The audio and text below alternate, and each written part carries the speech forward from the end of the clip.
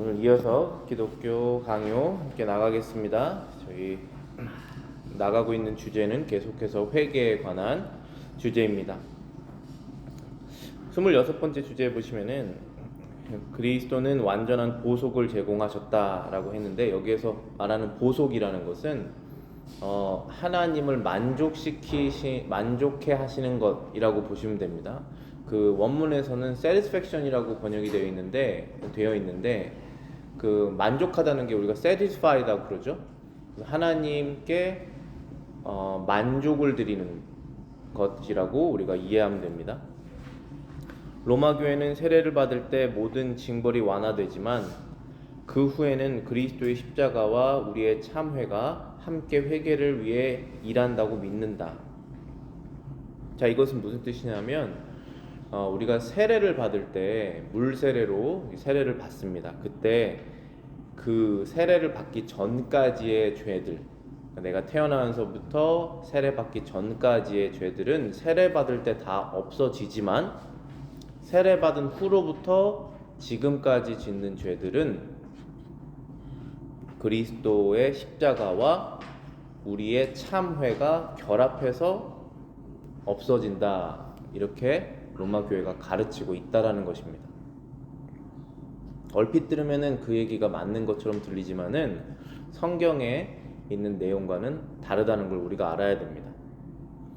요한일서 2장 1절부터 1절부터 2절 그리고 12절 말씀입니다.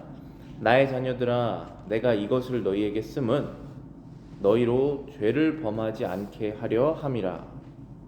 만일 누가 죄를 범하여도 아버지 앞에서 우리에게 대언자가 있으니 곧 의로우신 예수 그리스도시라. 그는 우리 죄를 위한 화목 제물이시니 우리만 위할 뿐 아니요 온 세상의 죄를 위함이시니라. 그리고 12절입니다.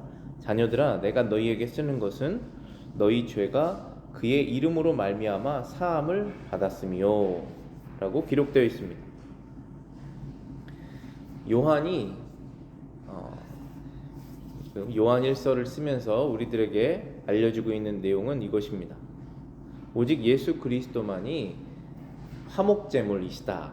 화목제물이라는 것은 하나님과 죄인 사이에 일어났었던 그 벽을 허무시는 것이 바로 예수님이시다라는 것입니다. 죄를 지었을 때 죄 값을 치러야 되는데 그 값을 오직 예수님만이 치르실 수 있다라는 것입니다. 누가 죄를 범하여도 아버지 앞에서 우리에게 대언자가 있으시다. 곧 그분은 의로우신 예수 그리스도이시다. 그분은 우리의 죄를 위한 화목제물이시다라고 하셨습니다. 그래서 우리가 세례를 받기 전이든 세례를 받은 후이든지 간에 하나님과 우리 사이에 화목이 일어나려면은 항상 우리의 대언자이시고 화목제물이신 예수님을 통해서 하나님과 화목이 일어난다는 것입니다. 성경은 화목제물로서 그리스도를 제시하는 동시에 하나님의 노여움을 풀 만한 다른 보속이 없다는 것을 밝힌다. 성경은 우리에게 하나님과 화해할 다른 방법을 찾으라고 말하지 않는다. 분명히 우리가 하나님과 화해가 일어나려면 회개가 일어나야 되는 것이 맞습니다. 죄에 대한 생각을 고치고 나의 행동에 대한 생각을 고치고 죄를 회개함으로써 하나님과의 화해가 일어나는 것은 맞지만, 우리가 지은 죄의 값을 우리가 스스로 치러내서 하나님과 화해가 일어나는 것은 아니라는 것입니다. 성경은 전혀 그런 얘기를 하고 있지 않습니다. 그런데 우리가 일반적으로 우리 생각에 그렇게 해야 된다라는 생각을 갖고 있을 뿐이지, 성경에서는 전혀 그런 얘기를 우리에게 말씀하고 계시지 않습니다. 언제나 하나님과 사람 사이의 화목 제물은 하나님의 아들이신 의로우신 예수 그리스도시다라고 말씀하신 것입니다.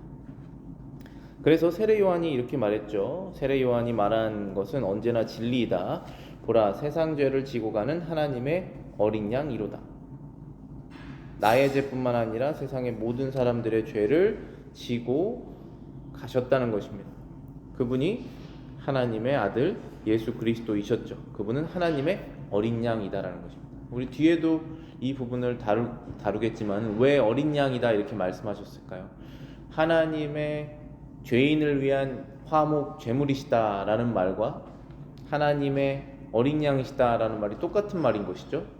왜냐하면 구약에서 하나님의 백성들이 죄를 지었을 때 제사장에게 나아가서 어린 양을 대신 죽임으로써 죄 지은 사람의 죄가 없어졌다고 여겨졌기 때문입니다. 그래서 세상 죄를 지고 가셨던 어린 양이 예수 그리스도이셨던 것이죠. 그분만이 그 일을 하실 수가 있었습니다. 왜냐하면 완전하신 의로움을 갖고 계셨기 때문입니다. 로마 교회는 그리스도에게서 영광을 탈취하며 양심으로부터 확신을 빼앗는다. 자, 이 두 가지가 아주 심각한 문제라는 것이죠. 로마 교회에 첫 번째는 그리스도에게서 영광을 탈취한다. 우리는 하나님의 영광을 해서는 안 되고 예수 그리스도의 영광을 탈취해서는 안 되고 성령님의 영광을 탈취해서는 안 됩니다. 그 탈취하려고 하는 것이 늘 마귀고 우리 사람이 인본주의적인 내 생각대로 그리고 마귀의 유혹을 받게 되면 이 하나님께서 온전히 받아야 되시는 영광을 내가 조금 가지려고 하는 그런 죄성이 생겨나게 됩니다. 그래서 그것을 주의해야 되죠.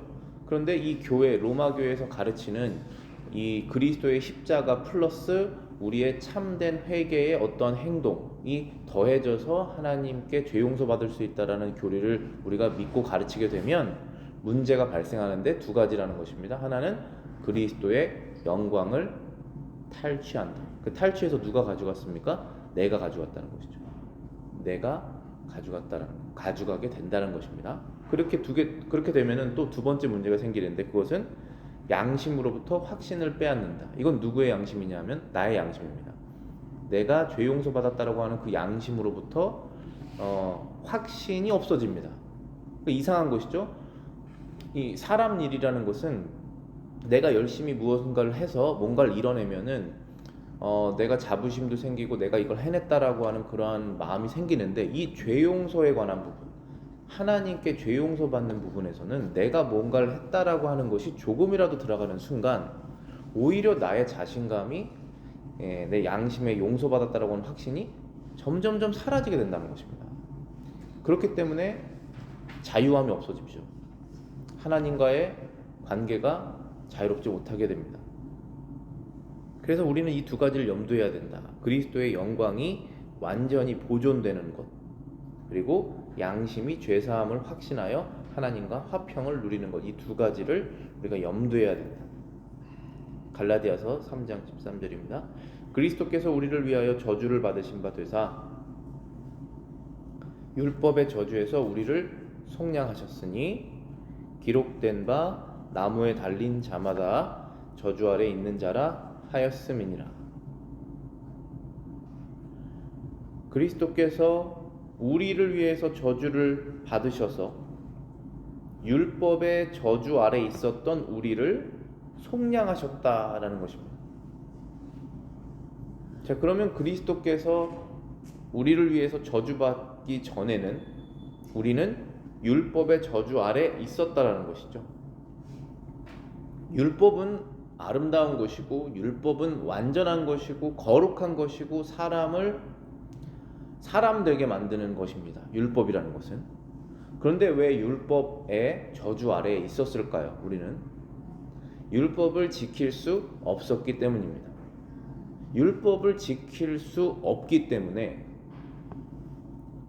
우리는 존재적으로 율법이 있는 한 우리는 율법을 지키지 못하는 사람이 되는 것입니다. 그 뜻은 하나님께 죄를 짓는 사람일 수밖에 없다는 것이죠. 하나님께서 율법을 바꾸시지 않는 한. 그 저주 아래에 있었던 우리를 풀어주시기 위해서 하나님께서 마련해 놓으신 방법은 태초부터 마련해 놓으신 방법이죠. 그것은 저주를 받을 하나님의 대속물을 정해 놓으셨다는 것입니다. 그런데 그것이 놀랍게도 하나님 자신이었다는 것이죠. 그리고 그분의 아들이 사람으로 오셔서 이 일을 행하셨던 것입니다. 그래서 태초부터 구약의 백성부터 신약의 우리들까지 다 우리는 죄를 지었을 때 하나님의 율법을 아는 순간 죄졌다는 걸 알게 되는데, 그때부터 우리가 계속적으로 쳐다보고 마음속에 담아둬야 되는 것은 우리를 대신해서 죽으신 예수님을 바라봐야 된다는 것입니다. 그래야만 다시 하나님과의 관계가 회복된다는 것입니다. 그리스도께서 희생제물로 내어주신 바 되었을 때 그의 육신에서 죄의 세력과 저주가 사라졌다는 것이며, 죄의 저주와 재앙, 하나님의 심판과 죽음의 형벌이 우리의 모든 죄짐과 함께 그에게 옮겨졌다는 것이다. 따라서 우리는 타락할 때마다 오직 그리스도의 보속을 생각해야 된다. 이제는 사라졌습니다. 뭐가 사라졌냐 하면은 죄의 세력과 저주가 사라졌습니다. 우리가 비록 영혼은 거듭났지만 우리의 육신은 아직 부활하지 않아서 육신의 연약함으로 인해 세상의 것들에 유혹되어 죄질 때가 있습니다. 그러나 여기에서 말하는 죄의 세력과 저주가 사라졌다는 것은 그럼에도 불구하고 우리의 종착역, 우리가 가야 될 곳은 하나님의 나라로 정해진 것이고, 우리의 영혼은 이미 구원받았다는 것입니다. 그래서 절대로 마귀가 하나님의 백성을 끝까지 지옥으로 끌고 갈 수는 없게 되었습니다. 비록 우리가 죄를 지을 수밖에 없는 존재이지만, 아직도 세력이 완전히 사라지지 않았지만 최종적으로 우리를 끝까지 가져갈 수는 없습니다. 그래서 저주가 사라졌다는 것이죠. 죄의 저주와 재앙, 하나님의 심판과 죽음의 형벌이 모든 죄진과 함께 그에게 옮겨졌다는 것입니다. 이제 저와 여러분들이 예수 그리스도 안에서 거듭난 하나님의 자녀가 되었으면 이건 없습니다. 확실히 뭐가 없냐면 저주가 없어요. 그리고 형벌이 없습니다. 저와 여러분들이 어리석은 결정, 악한 결정, 악한 행동, 어리석은 행동, 말들 이런 것들로 인해서 하나님께서 우리에게 어려운 일을 주실 수 있습니다. 근데 그거를 형벌이라고 말하지 않아요. 그것은 사랑의 매라고 말할 수 있습니다. 하나님께서 우리를 올바른 길로 인도해 주시는 것이에요. 그것은 아버지와 아들과 딸의 당연히 있어야 되는 사랑의 징벌입니다. 그것은 형벌이라고 말하지 않습니다. 그러면 이 형벌은 누가 받으셨냐 하면은 받지 말아야 될 예수님께서 받으셨다는 것입니다. 우리가 형벌을 받았어야 됐는데 그 형벌이 예수님께로 옮겨주셔서 그분이 나 대신 형벌 받으셨다는 것입니다. 그래서 우리에게는 이제는 형벌과 재앙과 저주가 없게 되었습니다. 그것이 성경에서 말씀하시는 예수 그리스도를 통한 사람의 구원의 방법입니다. 그래서 우리는 죄에 타락할 때마다 오직 그리스도의 보속을 생각해야 된다. 여기에 보속을 영어 원문에서는 satisfaction이라고 되어 있죠. 하나님께 만족을 드려야 되는 우리는 하나님께 만족을 드릴 수 없지 않습니까? 죄를 지었을 때에 하나님께 다시 만족을 드려야지 관계가 회복이 되는데 그것을 드릴 수가 없는데 그것을 그리스도께서 하셨다는 것입니다. 그래서 그리스도의 보속, 이미 다 끝내신, 십자가에서 한 번에 끝내신 그리고 화목 제사의 제물이 되셨던 그리스도를 기억하고 바라봐야 된다라는 것입니다. 소제와 대제로 로마 카톨릭에서는 죄의 그 경중을 나누는데요. 크고 작음을 나눕니다. 로마 교회는 대제는 중한 보속이 필요하고 소제는 주기도와 거룩한 물을 뿌리는 것과 미사에서 받는 사면에 의해 용서받을 수 있다고 가르친다. 이것은 하나님을 우롱하는 것이다. 그러니까 이 교리를 저도 자세히는 모르는데 제가 알기로는 고해성사하는 것은 대죄에 속해요. 자기가 어떤 죄를 졌는데 이것은 소죄, 작은 죄가 아니라 대죄, 큰 죄면은 이것은 용서받을 수 있는 방법이 고해성사해야 된다라는 것입니다. 그러면 작은 죄들은 어떻게 되느냐? 작은 죄들은 고해성사할 필요 없이 주기도문 외우고 거룩한 물 뿌리는 것 받고 미사에서 용서받는 것이 있다고 하는데 그거를 통해서 용서받을 수 있다고 가르친다라는 것입니다. 근데 이것이 하나님을 우롱하는 것이다, 하나님께 경배드리는 것이 아니라 오히려 하나님을 우습게 보는 것이다라고 칼빈이 해석하는 것이죠. 왜냐하면 죄는 그렇게 구분될 수가 없습니다. 죄가 큰 죄가 있고 작은 죄가 있을 수는 있는데 결과는 똑같아요. 아무리 작은 죄여도 죄의 삭은 죽음입니다. 사망이고 형벌이고 지옥 형벌이에요. 로마서 6장 23절에 말씀하시잖아요. 죄의 삭은 사망이요 하나님의 은사는 그리스도 예수 우리 주 안에 있는 영생이니라. 우리가 사람들이 자신의 머리로 생각했을 때 신이 계시라면 이 죄는 용서해 주셔야 되고 저 죄는 심판해 주셔야 되고 하는 것을 자기 머리로 생각할 수밖에 없죠. 그게 사람의 생각 수준이에요. 그리고 뭐 이런 죄까지도 내가 죄를 지었다고 지옥을 가야 돼? 그러면 나는 그런 하나님 믿지 않겠어. 이런 식으로 말하는 게 기본적인 사람의 죄성이라는 것이에요. 그런데 우리는 하나님이 어떤 분이신지를 내가 머릿속에서 만들어내는 것이 아니라 성경에서 하나님이 나는 이러한 존재다라고 알려주신 대로 알아야 되는 거잖아요. 그래서 성경에서는 하나님께서는 죄를 미워하신다는 것이에요. 어떠한 죄도 그냥 넘어가시거나 용납하시지 않으신다는 것이고 죄의 삭은 사망이다. 웨이지, 죄의 결과, 치러야 되는 것은 죽음이다 라고 말씀하셨을 때 이 죄를 구분하시지 않으셨다는 것입니다.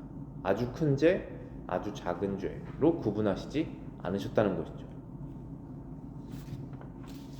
신자들이 죄 용서 받게 되는 것은 그들이 용서받을 만한 죄를 지어서가 아니라 하나님의 자비에 의한 것이다.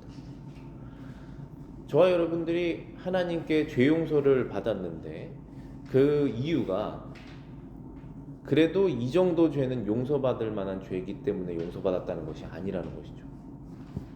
저와 여러분들이 죄의 용서를 받은 이유는 하나님께서 자비로우신 분이시기 때문에 용서받으신 것이고 하나님께서 놀라운 방법으로 하나님의 아들을 화목제물로 삼으셨기 때문에 죄 용서를 받게 된 것이지 우리가 그래도 다른 사람들보다는 죄를 덜 졌기 때문에 이렇게 교회 안에 있고 하나님께 죄 용서 받아서 천국 가는 것은 아니라는 것이죠.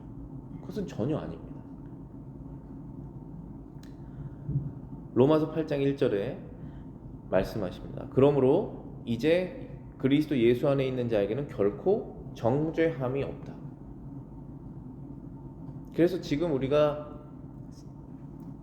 확실하게 마음속으로 알아야 되는 것은 내가 예수 그리스도 안에 있다라고 하는 그것을 우리가 확실히 알고 믿어야 된다는 것이죠. 그러면 그 다음부터는 하나님과 나 사이에는 화평이 있는 것이고 하나님께서 우리를 정죄하시지 않는다는 것입니다.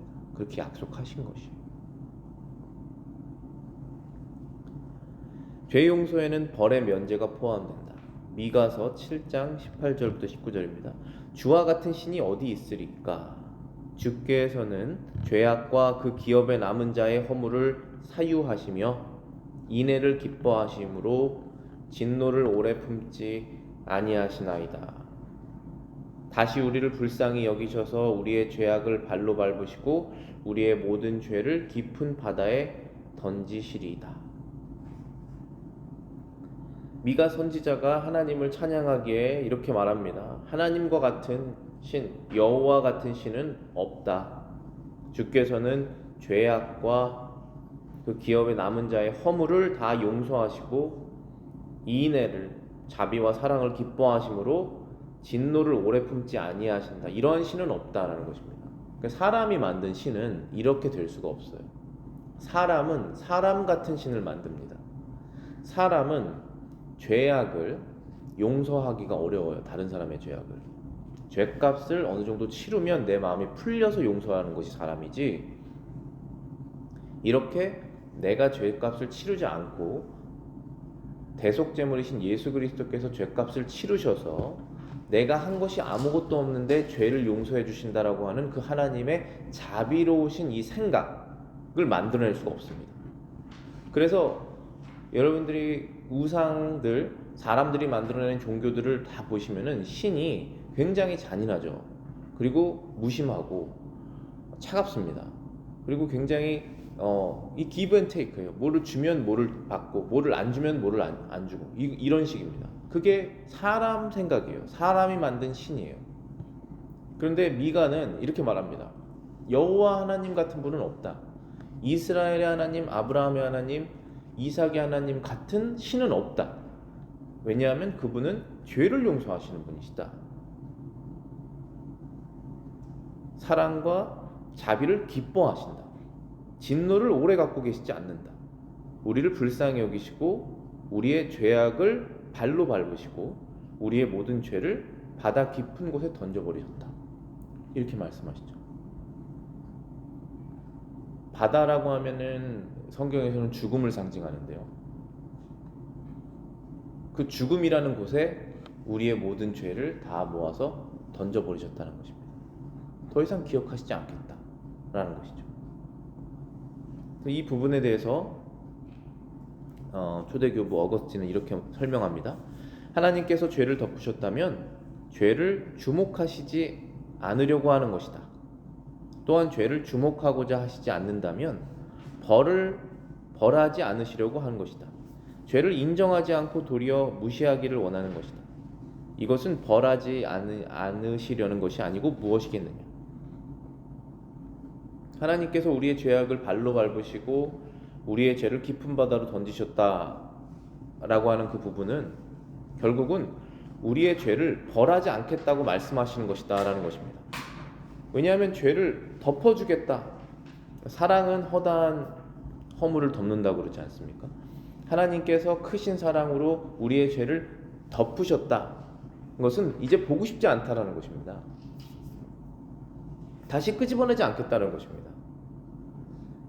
그러면은 다시 끄집어내지 않겠다, 보고 싶지 않다라고 하는 것은 무슨 뜻이냐면은 죄를 벌하지 않겠다라는 것입니다.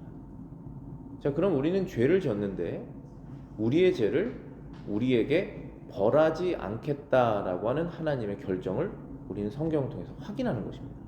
왜냐하면 그 죄의 벌이, 저주와 형벌이 하나님의 아들 그리스도에게 다 부어졌기 때문에, 그래서 우리에게 없는 것입니다. 예레미야에서는 이런 말을 하고 있습니다. 만군의 여호와 이스라엘의 하나님이 이와 같이 말하노라. 보라, 내가 아수르의 왕을 벌한 것 같이 바벨론의 왕과 그 땅을 벌하고 이스라엘을 다시 그 목장으로 돌아가게 하리니 그가 갈멜과 바산에서 양을 기를 것이며 그의 마음이 에브라임과 길르앗산에서 만족하리라. 여호와의 말씀이니라. 그날 그때에 이스라엘의 죄악을 찾을지라도 없겠고 유다의 죄를 찾을지라도 찾아내지 못하리니 이는 내가 남긴 자를 용서할 것임이라. 아수르의 왕을 벌한 것 같이 바벨론의 왕과 그 땅을 벌하겠고 이스라엘을 다시 그의 목장으로 돌아가게 할 것이다. 갈멜과 바산에서 양을 기를 것이다. 그의 마음이 에브라임과 길르앗산에서 만족하리라. 다 지금 가나안 땅으로 다시 돌아가게 해주시겠다고 약속하시는 것입니다. 그날 그때 이스라엘의 죄악을 찾을지라도 없을 것이고 유다의 죄를 찾을지라도 찾아내지 못하리니 이는 내가 남긴 자를 용서할 것이다. 가나안 땅이라고 하는 데가 지금의 팔레스타인 땅이고 아브라함에게 주시겠다고 하는 땅인데 거기에서 살다 보면 이스라엘 백성들이 그 겪는 사이클 같은 게 있어요. 어떤 사이클이냐면은 전쟁이 있습니다. 그러면은 울부짖어요. 도와달라고. 그러면은 전쟁이 사라져요. 그럼 평화가 찾아옵니다. 그러면은 먹고 마시는 것에 심취합니다. 그래서 우상을 섬겨요. 그래서 이 땅의 것을 바라보고 그래서 다시 하나님을 멀리하게 됩니다. 그럼 하나님께서 아수르라는 나라를 크게 만드세요. 그래서 치게 하십니다. 그래서 또다시 망하고 포로가 되고 거기에서 울면서 도와달라고 합니다. 그러면 하나님께서 회개하는 것을 받아주시고 다시 이스라엘로 돌아가게 하시고 아수르를 망하게 하십니다. 지금 여기서 말씀하시는 것이 아수르 강했지만 이제 망할 것이다. 바벨론 강하지만 이제 망할 것이다. 그 땅을 내가 벌할 것이다. 그리고 이스라엘 사람들, 유대인들, 하나님의 백성들 다시 가나안 땅으로 들어가서 살게 할 것이다. 내가 그들의 죄 기억하지 않겠다. 그들 죄 때문에 포로됐고 원수 손에 넘어가서 고생했지만 내가 이거 다시 기억하지 않겠다라고 말씀하시는 것입니다. 그게 우리의 상황인 것이에요. 세상에서 죄 짓고 하나님 멀리 떨어져 있었다가 그리스도 안에서 죄 용서받고 이제 하나님의 나라인 교회로 들어온 것입니다. 여기가 팔레스타인 땅은 아니지만 하나님의 나라잖아요. 젖과 꿀이 흐르는 영적인 모든 축복이 있는 하나님의 교회로 불러들이신다는 것입니다. 그리고 죄 기억하시지 않겠다라고 약속하시는 것입니다. 이스라엘의 죄악을 찾을지라도 없을 것이다. 유다의 죄를 찾을지라도 찾아내지 못할 것이다. 왜냐하면 남긴 자들을 내가 용서할 것이기 때문이다. 그리스도의 특별한 희생만이 벌과 죄책을 제거할 수 있다. 민수기 15장 24절부터 29절입니다.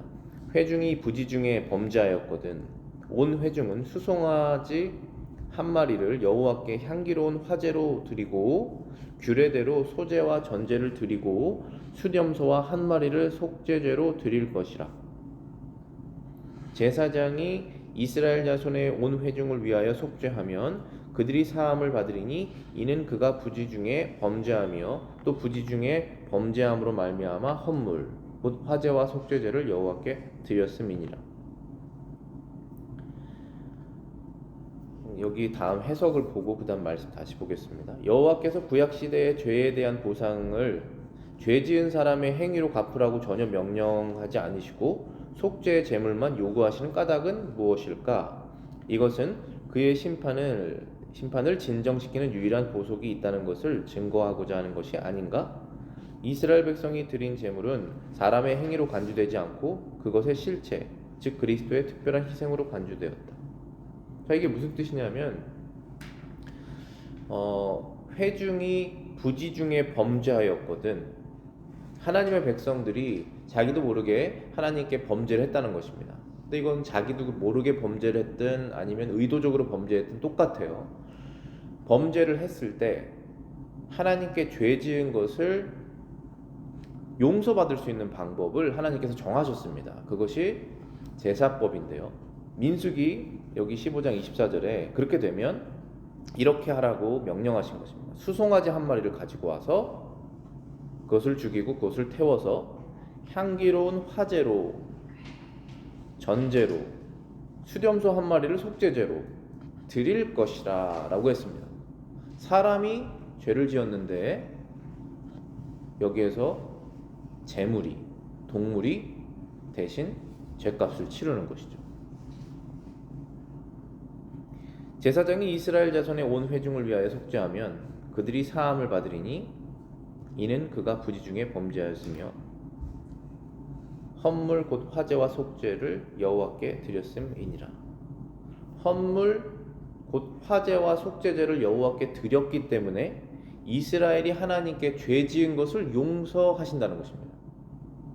자, 이것은 죄를 지었을 때 너희들이 갖고 있는 것으로 죄값을 대신해라라고 하는 것이 아니에요. 너희들이 죄를 지었을 때 너희들이 갖고 있는 돈으로 이걸 사서 그것을 페이를 해서 그것을 죄 용서를 받아라라고 말씀하시는 부분이 아닙니다. 여호와께서 구약시대에 죄에 대한 보상을 지은 사람이 그 사람의 행위로 갚으라고 하지 않았으면 그것도 이상하지 않습니까? 만약에 어떤 사람이 큰 죄를 지었는데 자기가 갖고 있는 돈으로 재물을 사서 재물을 드렸어요. 그러면은 모든 죄가 돈으로 다 해결된다는 뜻입니까? 그거 이상하지 않습니까? 그거 하나님께서 그렇게 하실 리가 없잖아요. 그 뜻이 아니라는 것입니다. 그것은 재물을 하나님께서 제사 드리는 그 물건, 동물이죠. 그것을 요구하시는 까닭은 하나님의 심판을 진정시키는 유일한 보석, 그것은 바로 제물이다. 너희들의 죗값을 치르는 행동이 아니다라는 것을 알려주시기 위해서 이 방법을 정하신 것입니다. 이스라엘 백성이 드린 제물은 사람의 행위로 간주되지 않고 즉 실체, 그리스도의 특별한 희생으로 간주되었다. 그래서 구약은 그림자라고 그러죠. 신약은 실체라고 그럽니다. 실제로 만약에 사람이 서 있으면 태양이 비추면 사람이 서 있는 사람은 실체이고 태양에 비춘 사람의 그림자는 땅에 있죠. 그래서 구약은 땅에 비춰진 그림자라는 것이에요. 그럼 실체는 무엇이냐? 그러면 서 있는 사람이라는 것이죠. 그럼 구약에서 죄 용서받기 위해서 바쳐진 제물은 무엇이냐? 그러면 그림자라는 것입니다. 그럼 그 제물의 실체는 무엇이냐? 바로 예수님이라는 것이죠. 예수님께서 사람들의 죄를 지고 하나님의 어린 양으로서 죽으심으로 인해서 우리는 죄 용서 받을 수 있습니다. 이것이 사람이 죄값을 치르려고 재물을 내가 마련했다. 그래서 내가 재물을 마련했고 그리고 죄 용서 받으려고 하는 나의 마음도 있다. 그렇기 때문에 나는 죄 용서 받을 마음도 있고 내가 죄값 치르려고 내가 돈도 모아서 재물도 사서 갖고 왔다. 그렇기 때문에 내 죄는 용서받아야 돼야 된다. 이 개념이 아니라는 것이죠. 이게 성립되려면은 여러분들이 예수님을 돈을 주고 사셔야 되는 거예요. 저 대신 죄 용서 좀 받아주세요. 아니면 여러분이 예수님께 잘 보이셔서 저 대신 죄 용서 좀 받아주세요. 이거를 만드셔야 되는 거예요. 근데 그렇게 할 수 있는 사람이 없습니다. 그분의 가치는 무한하시기 때문에 내가 살 수 없습니다. 내가 그분을 설득할 수 없어요. 내가 그분께 잘 보일 수 없습니다. 이것은 하나님께서 절대적으로 스스로 마련해 오시는 방법이라는 것이에요. 그런데 거기에 죄 용서 받고자 하는 마음, 회개하고자 하는 마음이 당연히 있죠. 그 마음이 없어서는 죄 용서 받을 수는 없죠. 당연히 그 마음은 당연히 있지만 그 마음 때문에 하나님께서 죄 용서해 주시라는 것은 아니라는 것입니다. 그 두 가지를 구분하셔야 돼요.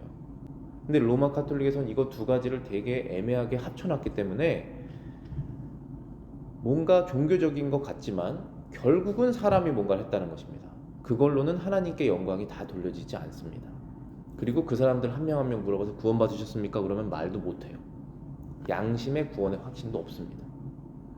전적으로 하나님께 우리의 구원의 영광을 그리스도께 다 돌려야지만이 내가 구원받았다라고 하는 확신이 생기는 것입니다.